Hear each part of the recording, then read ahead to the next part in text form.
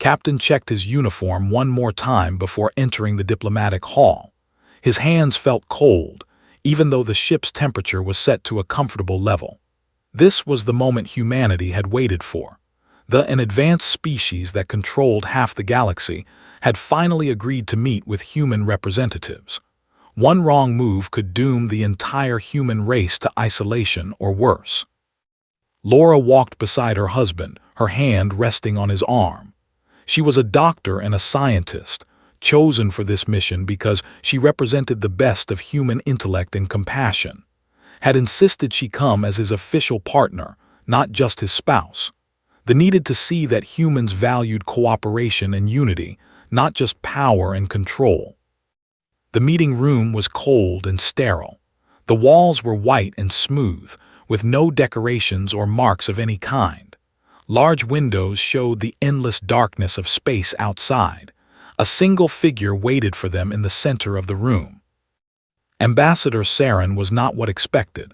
She was tall, almost 8 feet, with skin that seemed to shimmer between blue and green. Her eyes were large and dark, and they watched Laura with intense focus. She had 4 arms, each one perfectly still and controlled. Her species' communication was known to be sophisticated and complex, but the translation device in its ear made her words clear. Captain and Dr. Laura, I am Ambassador Saren of the Council. You have come to prove that your species is worthy of joining galactic civilization, Saren said.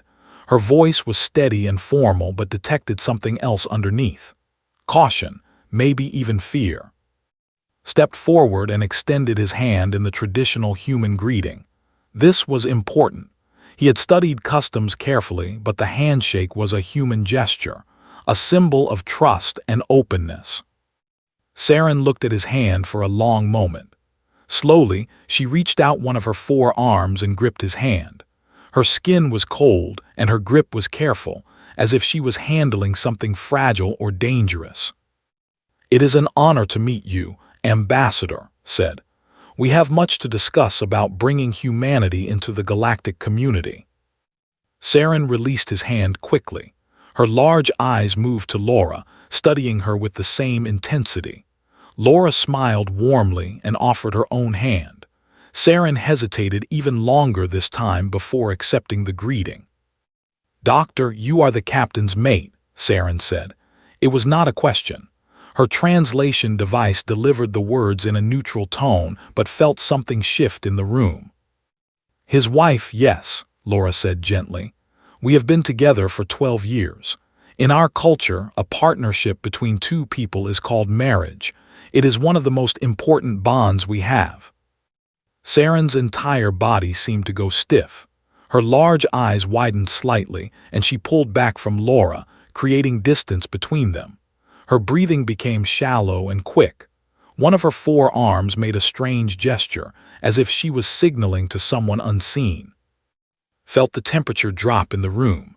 Something had gone wrong, but he had no idea what. Are you all right, Ambassador? Asked carefully. Saren composed herself, though her eyes remained fixed on Laura with what looked like concern mixed with fear. Yes, I am. Analyzing your statement. It is unexpected. I will require more information about human bonding rituals and behaviors. This is critical data for my report to the Council. The meeting continued but could feel the shift. Saren asked strange questions. She wanted to know about human reproduction, human diet, human social structures. Some of the questions seemed almost clinical, as if she was documenting a dangerous species rather than potential allies. When a human staff member brought in food for lunch, Saren watched intently as handed a plate to Laura. He had cut some of her food into smaller pieces, a habit from when Laura had injured her hand in a lab accident weeks ago. She could still eat normally now, but found he still did it sometimes. It was instinct, a way of showing care. Saren made a sound that the translator could not immediately process. It was something between a hiss and a groan. Her hands clenched at her sides, and she turned away from the couple. Ambassador, would you like something to eat? Laura asked politely. She was holding out a plate of food to Saren, a gesture of hospitality. No, Saren said sharply. I do not consume the same food as your species. The rest of the lunch was awkward and tense. Tried to continue the conversation about trade agreements and mutual defense treaties, but Saren seemed distracted. She kept watching and Laura, studying them as if they were specimens in a laboratory. When mentioned that they would be staying on the ship for the full diplomatic visit, Saren asked specifically where they would be sleeping, explained that he and Laura shared quarters, as was common for married couples. Saren's body language shifted again, becoming more rigid, more tense. I will require observation access to your quarters during the visit, Saren said. It was not a request. For security purposes, asked confused. For research purposes, Saren replied. Her eyes looked darker now, more worried. I must understand human behaviors in their natural environment. This is essential information for the Council. Agreed, though he did not fully understand why an ambassador would need such access. He told himself that this was a normal part of first contact protocols, even though something in his gut told him something was very wrong. As the meeting ended, Saren stood and prepared to leave. She looked at and Laura one more time, her large eyes filled with something that looked like dread.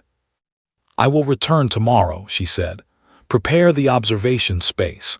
And Captain Doctor, I must warn you. The information I gather here will determine your species' future in the galactic community. Everything depends on my report. And Laura watched her leave, confused and concerned.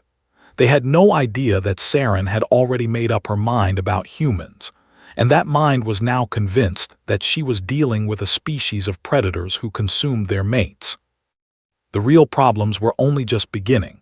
Saren spent the night in a state of alarm. She had reviewed the translated data from her meeting with the humans several times, and each review confirmed her worst fears. The captain and his mate showed all the classic signs of a predatory bonding ritual. She had read about such behaviors in ancient texts, in the historical records of species that had gone extinct thousands of years ago. Those species had also shown affection before consuming their mates. It was a bonding mechanism, a way of preparing the prey psychologically before the final act.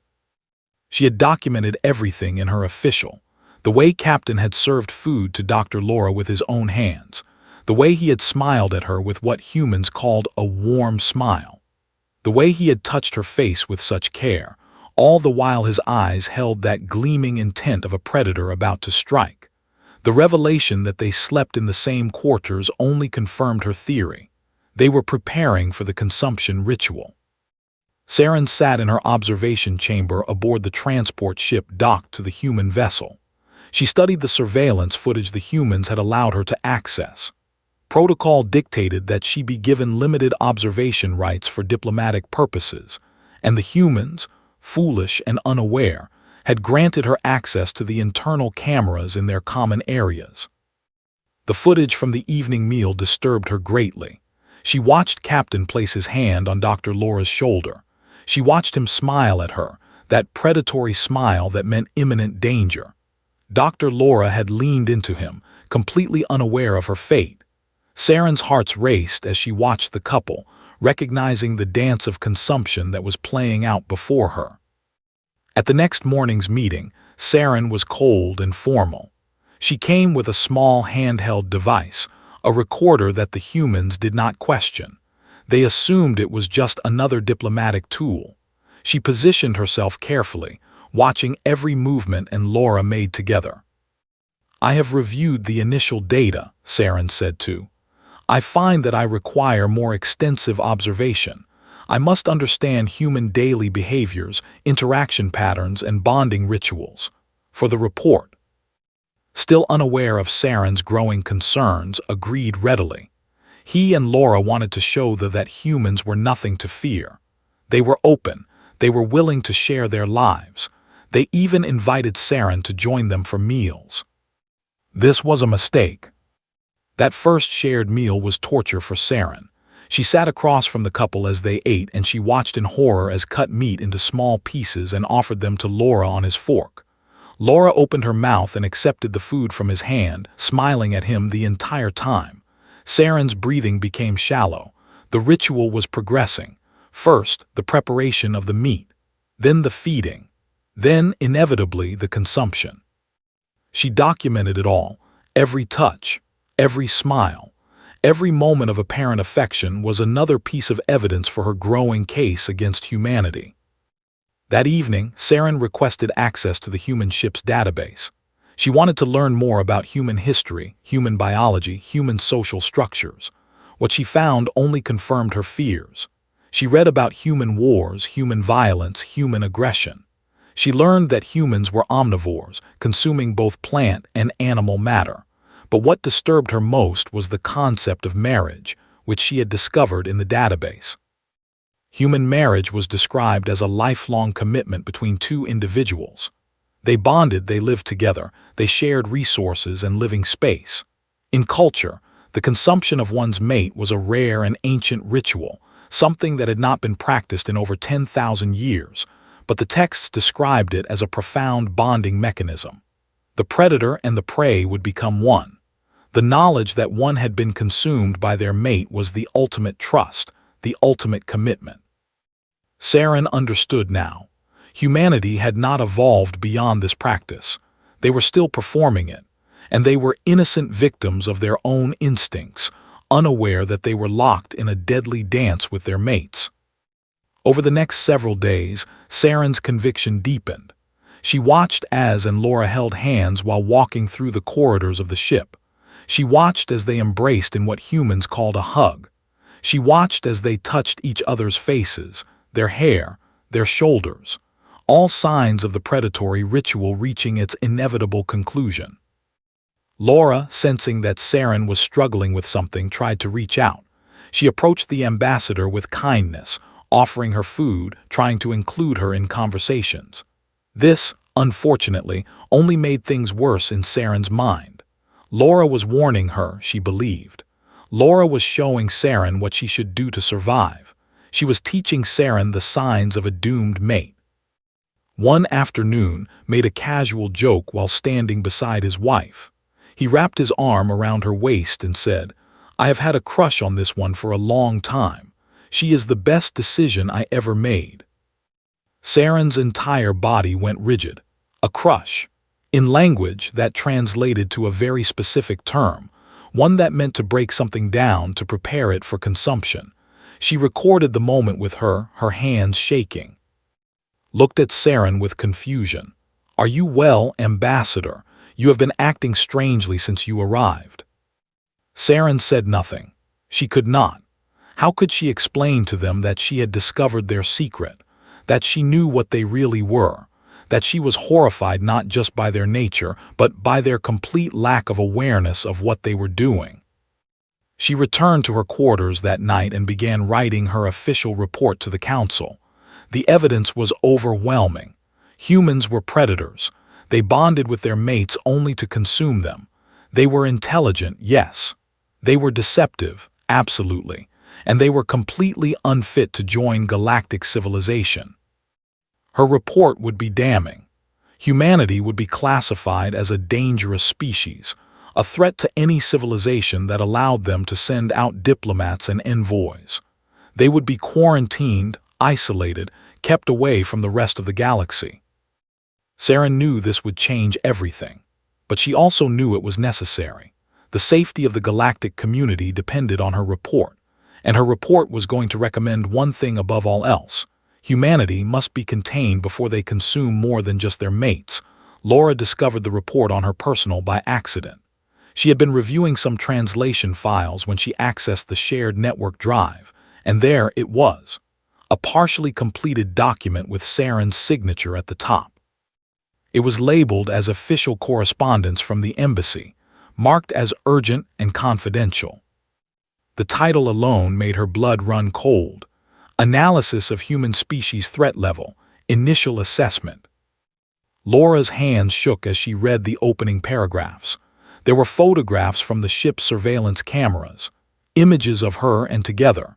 Each image had notes beneath it, describing their behaviors as signs of predatory ritual, as evidence of consumption practices.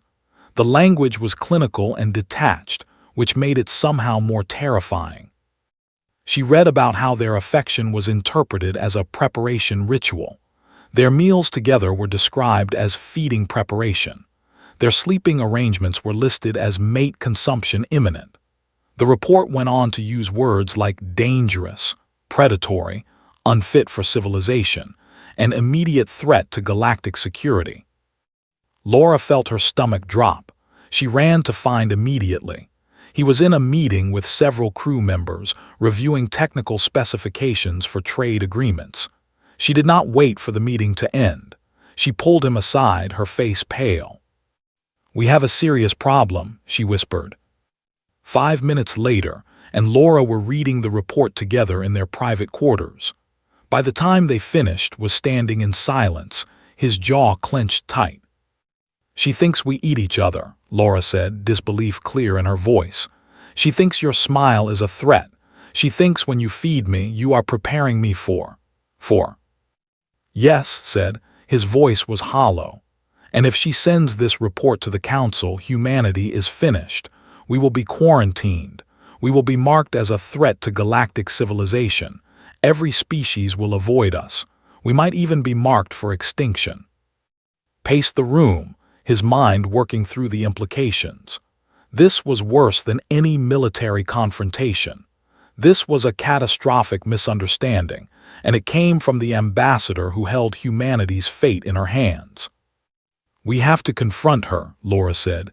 "We have to explain. She has to understand that this is all wrong." Nodded, "Yes, and we have to do it carefully. If we approach her with anger, it will confirm her fears.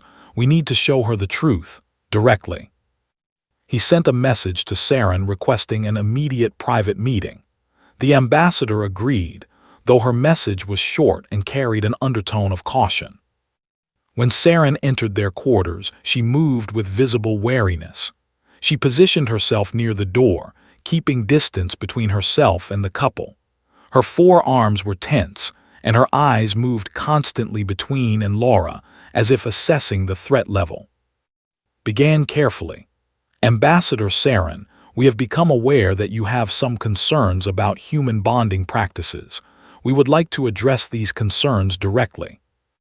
Saren's body language shifted. Her eyes widened slightly and she made a low sound in her throat. "You are aware of what you do," she said. "It was not a question. You understand what you are." "What do you think we are?" Laura asked, her voice gentle but direct. Saren's words came out in a rush. "You are a species that practices mate consumption as a bonding ritual. I have documented the preparation phases, the feeding ritual, the physical contact. All of it leads to one inevitable outcome: the consumption of your mate. I do not understand how you live with this knowledge, Doctor, how you sleep beside someone knowing what will happen to you." Felt something click into place in his mind. All of Saren's strange behavior, all of her intense observation, all of her fear and concern now made perfect sense. She was not hostile. She was horrified. She thought she was witnessing something monstrous. "Saren," said carefully, "in human culture we do not consume our mates. We do not consume each other at all. Humans are omnivores, yes. We eat plants and meat. But we do not eat other humans, ever. It is against our law, our culture, our entire moral code." Saren's large eyes fixed on him with what looked like disbelief mixed with desperation. "But I have documentation. I have recorded the preparation rituals, the feeding behavior, the touching, the smiling, the physical contact." "That is what we call affection," Laura said. She stepped forward slowly, deliberately keeping her movements calm and non-threatening. "When we feed each other, it is because we care about someone. When we touch each other, when we smile, it is because we feel love for that person. Love is an emotion. It is something we feel in our hearts." Laura placed her hand over her heart. "When I am when he takes care of me, when he shows me affection, it is because he loves me and cares for and I do the same for him. This is not preparation for consumption. This is partnership. This is commitment." Saren listened, but her expression showed deep confusion. "This concept is foreign to me," she said slowly. "In culture, we do not bond through feeling. We bond through physical necessity, through biological imperatives. We choose mates for genetic compatibility and social status. But this choice to care for someone, to risk your own for theirs, I do not understand it." Moved to stand beside Laura, he took her hand gently and held it where Saren could see. "This is what humans do, Saren. We choose to be with someone. We choose to care about them. We choose to spend our lives together. And that choice is based on something called love.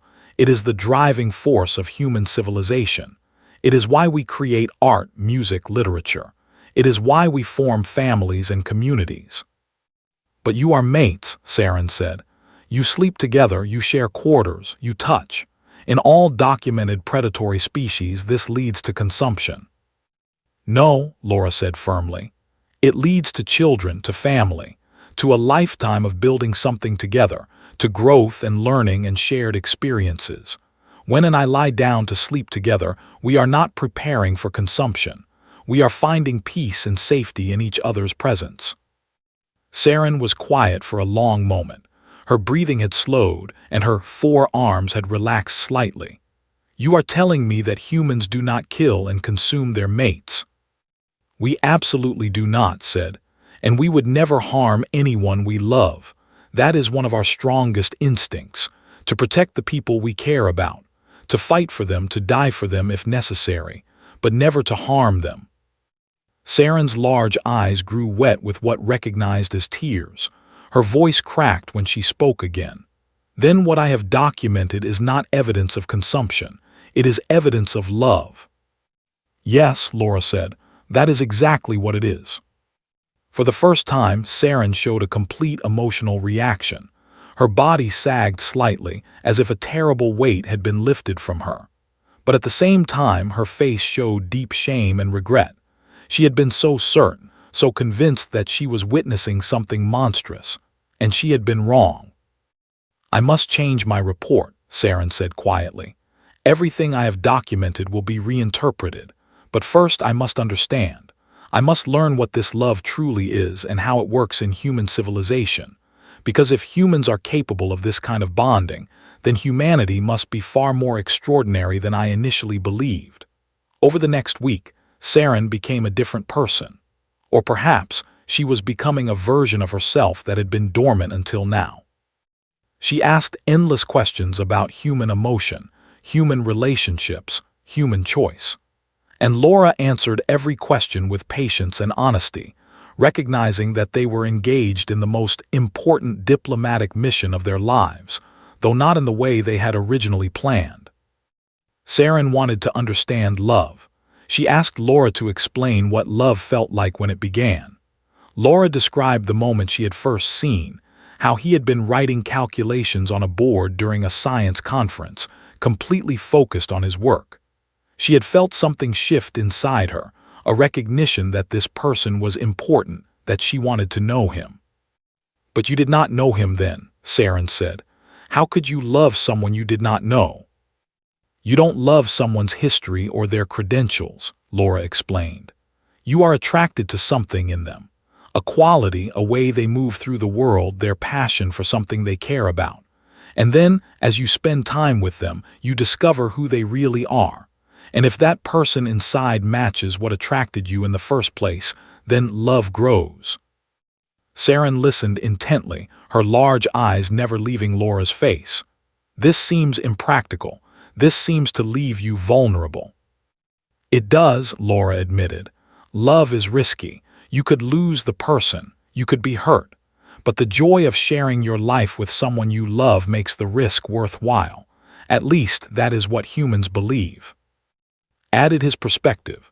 He explained how love had changed him as a person, how wanting to be better for Laura had made him strive to be a better scientist, a better leader, a better human overall, how the fear of losing her had made him understand what truly mattered in life, how her happiness had become as important as his own happiness. Saren asked about reproduction. In her culture, reproduction was a biological process managed by genetic specialists. There was no emotional component to it. When she learned that humans created children with their mates, from physical union motivated by love and desire, she seemed both fascinated and disturbed. "You create new humans through this bonding process?" she asked. "Yes," said, "and humans stay with their children for years after birth. We teach them, we protect them, we guide them, we raise them with love." "And you do not consume them when they become difficult?" Saren asked carefully. "No," Laura said, almost laughing despite herself. "No, we definitely do not, though sometimes parenting makes us want to pull our hair out." Over the days, they showed Saren recordings of human families. They showed her wedding ceremonies, where humans exchanged vows of commitment. They showed her recordings of humans caring for their aging parents, showing their children art and music, celebrating birthdays and holidays together. They showed her footage of humans being kind to complete strangers, helping people they would never see again, donating resources to people they had never met. Saren watched all of this with a growing sense of wonder. By the fourth day, she was asking them to explain every detail of human social structure and behavior. "Why do humans help those they have no biological connection to?" Saren asked. "Because we have empathy," explained. "We can imagine what someone else is feeling. We can imagine their pain or their struggle, and we want to help them. It is one of our greatest strengths." "And your government structures," Saren continued. "I have reviewed your records. Humans have systems of democracy where many individuals have say in how society operates. You do not appoint a single leader based on genetic superiority or bloodline. This is inefficient, and yet you continue to do it." "Because we believe in equal value," Laura said. "Every human has the right to have a voice in their own future. And even though our systems are messy and sometimes inefficient, we believe that respecting human dignity and choice is worth the complication." Saren stood and walked to the window of their quarters, looking out at the stars. Her 4 arms were held at her sides, and she seemed to be processing everything she had learned. "In my report," she said slowly, "I described humans as dangerous because I believed you consumed your mates. I was prepared to recommend your species be quarantined. But now I understand that humans are dangerous for a different reason." And Laura exchanged a glance. "What reason is that?" asked carefully. "Because humans are capable of profound love," Saren said, turning to face them. "Because you will protect those you care about with every ounce of strength you possess. Because you are willing to sacrifice yourself for someone else's. Because you form bonds so deep that losing that person would devastate you completely. In my previous report, I believed your affection was a cover for predatory behavior, but now I see the truth." She paused, her large eyes filled with something that looked like respect and awe. "Humans are not dangerous because you consume your mates," Saren continued. "You are dangerous because you love your mates so completely that you would wage war for them. You would move mountains for them. You would die for them. A species capable of that level of devotion could be the most powerful force in the galaxy, not because of technology or weapons, but because of the strength you would draw from the bonds you create." Laura felt tears running down her cheeks, reached over and took her hand, squeezing it gently. They were beginning to understand what Saren was truly saying. "I want to understand more," Saren said. "I want to learn about human music, human art, human literature. I want to understand why humans create these things. I want to understand what it means to feel the way you feel. And then I will write a new report. A report that tells the Council that humanity is not a threat to be contained. Humanity is a treasure to be understood and respected." Over the following days, Saren experienced human culture. Laura played music for her, and Saren listened to classical compositions, jazz, folk songs, and modern pieces. She seemed especially moved by music that told stories of human loss, human joy, and human connection. Showed her human literature, poetry that spoke of love and loss, novels that explored the depths of human emotion, stories of ordinary people doing extraordinary things for those they cared about. And with each new experience, Saren seemed to transform. The rigid, analytical ambassador became someone capable of emotion, of understanding, of appreciation for things that could not be measured or. On the last evening of her visit, Saren sat with and Laura, and she asked them a question that seemed to cut to the heart of everything she had been trying to understand. Doctor, you have chosen to spend your life with Captain even though you are aware that he could die. You could lose him. This seems to guarantee you future pain. Why would you choose this? Laura looked at, then back to Saren. Her answer was simple and profound. Because the joy of having him in my life is worth any pain I might feel in the future. And because I believe that the time we have together, however long it is, makes both of us better people. That is why we choose love, Saren, not because it is safe, but because it matters. Saren nodded slowly, and for the first time since her arrival on the human ship, she smiled. It was a tentative smile, something still unfamiliar to her features, but it was genuine. Then I will tell the Council, she said quietly. I will tell them that humans understand something we have forgotten, and I will recommend that humanity be welcomed into galactic civilization, not with caution but with hope. Council chamber was silent as Saren delivered her report. She stood at the center of a vast circular space, with the 12 members of the council arranged in a semicircle above her. Their forms towered over her position, and their expressions were difficult to read. But Saren had never felt more confident in her entire life. When I departed to evaluate humanity, I believed I was encountering a predatory species, she began. I documented behaviors that I initially interpreted as rituals of mate consumption. I was prepared to recommend complete quarantine of the human species from galactic society. The council members leaned forward. This was unexpected. Reports of new species were typically measured and analytical, not dramatic. However, Saren continued, I have discovered that my initial interpretation was profoundly incorrect. What I witnessed was not predatory behavior, but something far more extraordinary. I witnessed love. She paused, letting the word settle into the chamber. Love was not a term frequently used in official proceedings. They had transcended such emotional attachments thousands of years ago, or so they believed. Saren walked them through her revised findings. She described how humans bonded not through biological imperatives or genetic compatibility, but through choice. She explained how humans felt empathy, how they sacrificed for those they cared about, how they created art and music and literature as expressions of their deepest emotions. She told them about human commitment, about promises made not because of obligation, but because of love. She shared recordings of human families. She described human weddings, human celebrations, human kindness to strangers. She explained how humans had created entire civilizations based on the principle that every individual had value and deserved respect. And then she made her recommendation. The human species should not be quarantined or isolated, Saren said firmly. The human species should be welcomed into galactic civilization, but I must warn the Council about something. Do not underestimate humanity based on their emotional nature. I initially did the same, and I was nearly catastrophically wrong. She took a step forward, her forearms spreading open in a gesture of emphasis. Humans are emotionally driven, yes, but this does not make them weak. In fact, it makes them powerful. A human will do things for those they love that no purely logical species would consider. A human will fight with a ferocity that defies their physical limitations. A human will sacrifice everything, including their own life, for someone they care about.